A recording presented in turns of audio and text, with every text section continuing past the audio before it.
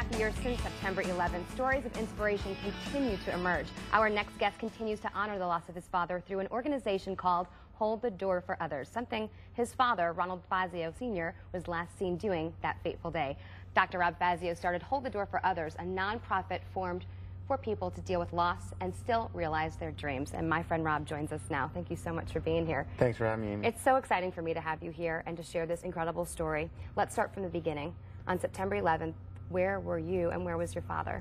I was in Virginia, and my dad was in Tower 2 at the World Trade Center, and we retraced his steps, and the story that got told was quite inspiring.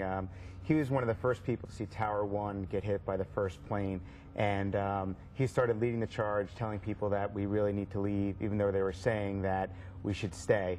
And then what happened was, as people were trying to come back up, he said, no, you need to leave, you need to get home. And we kept getting phone calls that day and the day after saying, is your dad home? You know, he was really there holding the door for us. Unfortunately, he didn't make it, but what happened was we found a story and inspiration to help other people. Which is amazing. So he was last seen holding the door for others, which prompted you to start this nonprofit organization, which inspires others to move in and take care of one another in grief. Exactly. So what you just said, move in, that's one of our core philosophies. We try to teach people to move in as opposed to move on. So it's not about just forgetting about, it's about honoring your feelings when you have a loss, whether it's related to September 11th or not, and really understanding what's going on for you and then growing through the experience. So what positive aspects of your life can you now achieve and can you now hold on to? And you said in some ways you had a whole country to grieve with you and your family, and that made you kind of fortunate because you had so much support. And every other day when people deal with loss, they don't necessarily have that. Absolutely. I mean, it sounds morbid, but if you think about it, the only thing certain in life is death. And that actually inspires me because I know the more prepared people are for adversity, the more resilient they can be, the more intelligent they can be, and the better they are able to buffer the aspects of trauma and then grow through the experience.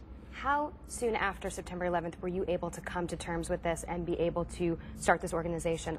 Was it immediate that you wanted to do something? You know, you go through a range of emotions when you're going on. My mission in those couple of days afterwards, actually, when I met Grant Stinchfield, a reporter out there. Yeah, that's my husband. We can say it. Yes, okay, great. Yeah. He works for another BC. That's right. He was one of the first people, or the first person, to interview us. And down there, the name of the game was getting, you know, your loved one's picture on the air, because if they were in a hospital or they were lost or something, you could find them. So when I met Grant, you truly believed your father was missing? Absolutely. Not believed 100% that he was missing, that he was still with us. But a lot of the reporters knew that that wasn't the case. So I probably for about 2.5 weeks really believed and was hopeful that we were gonna find my father.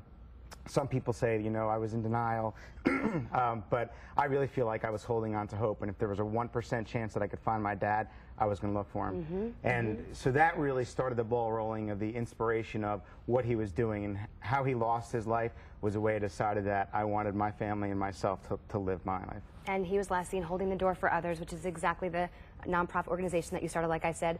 So this was 9/11 inspired, but certainly doesn't end there. This is for anyone, anywhere, dealing with loss and grief. Who do you hope checks out your website today?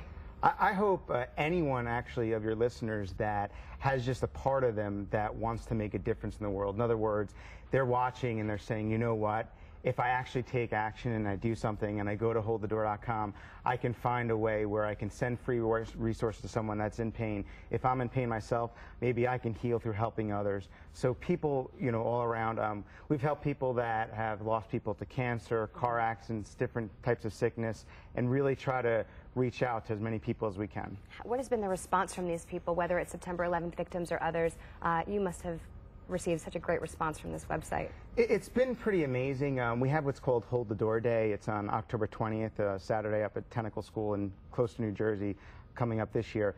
A few years back, a woman named Christine Usher came, and she had lost her husband to cancer. And she learned about our philosophies, did a lot of reading, and really hung in there. At first, she was having a very tough time.